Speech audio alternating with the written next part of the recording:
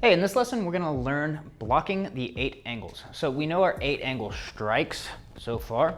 So we're just going to work which blocks go for each of these. For the first variation, we're gonna just use a straight thrust for our number 7. So if she's throwing an angle 1, I have 2 main options that I'll be doing. So the first one that I'm gonna show is going to be a roof block. So when she throws her 1, I raise up, roof block.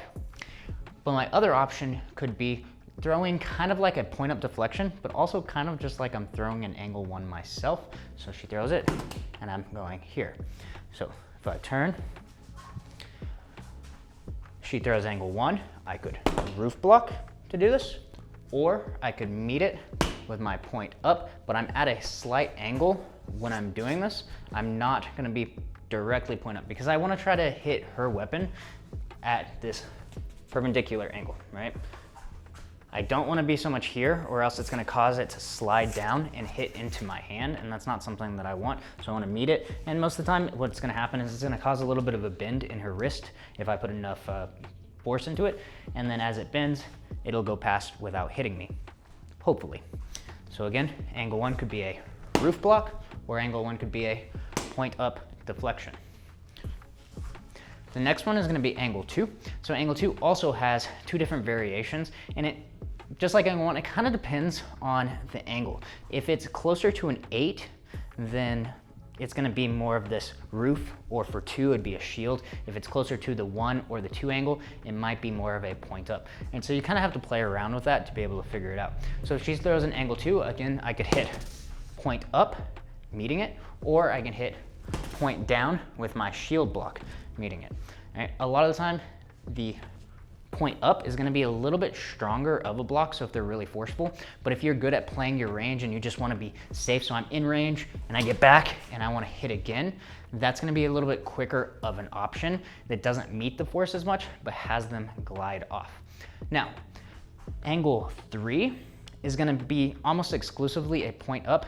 You could go point down with it, but you'll find that most of the time people aim for the head or the upper torso with angle 3, so you're gonna usually be more of a point up. So she'll throw it, and I'm gonna here, and again, when I'm blocking this, she's just gonna go through, and if I have enough force, it's gonna bend her wrist. If I don't have enough force, then she's gonna crash through and hit me anyways. If she does go really low, kind of around the hip section, then I can go with a point down or a low wing block. Again, it doesn't happen as often though. If they drop down, it's usually gonna be more towards the legs as opposed to the hip. Most people typically don't strike around the hips. Not saying it doesn't happen, it's just least likely to happen, or a lot less likely. Now, angle 4 is gonna be pretty similar. If she's going head or torso level, I'm just gonna go point up with this block, right? Here. I can use my other hand to support. I don't have to if I have enough swing behind it. I could also do more of a luwak, which is a little bit more advanced.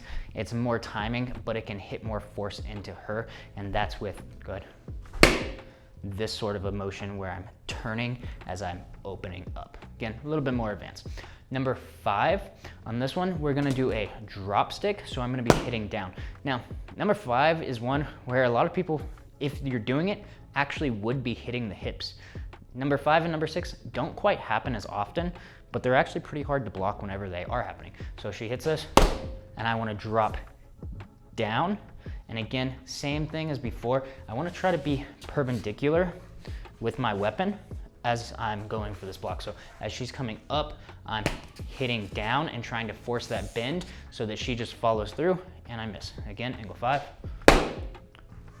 From this angle, angle 5. Right, so I'm just dropping down on top of that weapon. Right? That's a version of a drop stick. Now, angle 6, we're gonna use a little bit of a footwork motion with it. So we'll assume for this specific drill that she's kind of going up and more towards the thigh, and I'm gonna be stepping back within my avoidance step. So I go back out of the way as I do that. 5 and 6 are ones where it's kind of hard to get the wrist bend sometimes, and it can be a little bit more risky. So sometimes I just back up out of the way. It's also a good idea, just get out of the way. So again, angle 6. From this angle, angle 6.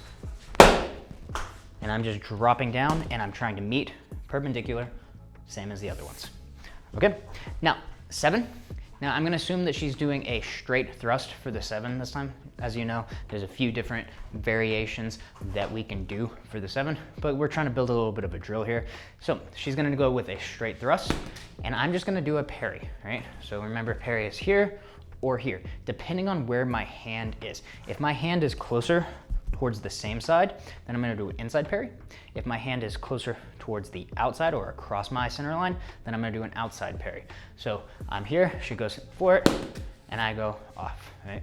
Boom, and I'm just redirecting it just past me. If I'm on this side and she goes for it, I'm just hitting and getting it offline.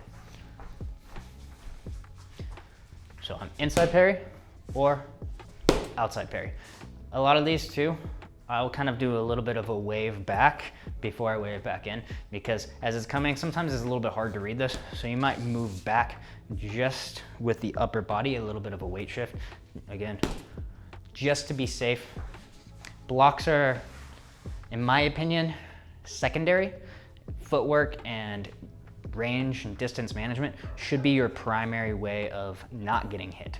Right? This is just in case they got a little bit too close and your feet got stumbled together and you're not able to get out of the way. Okay, so that is 7 with the thrust. Now let's say she hits me with this backhand going up.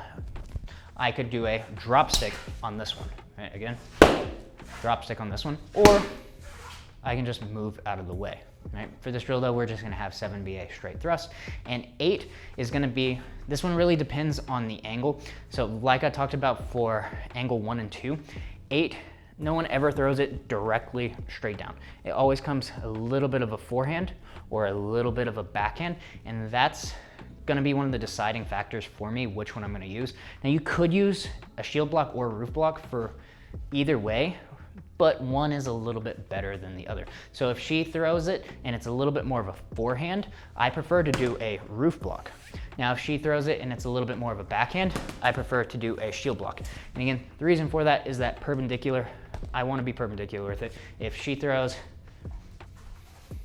a little bit more of a 2, but I try to roof block it, it gets this kind of angle, and sometimes it slides off here and still crashes into you. Same thing if she throws this here, it might end up hitting into my hand instead of on my weapon, but if it was coming from this direction, it's more likely to hit on my weapon than to hit on my hand. Right? So that's why one is a little bit better than the other, but they can both work. So just be aware of that. Now, when we start to put this drill together, it'll look a little bit like this. So she goes 1, I'm gonna roof, 2, shield, point up, drop stick, outside low block, parry, and then she did it a little bit more towards the one side, so I go for my roof block again. Now, go ahead and come over here. Now, on 1 and 2, I'm gonna do more of a point up, right? So she's gonna do the same thing, a little bit slower.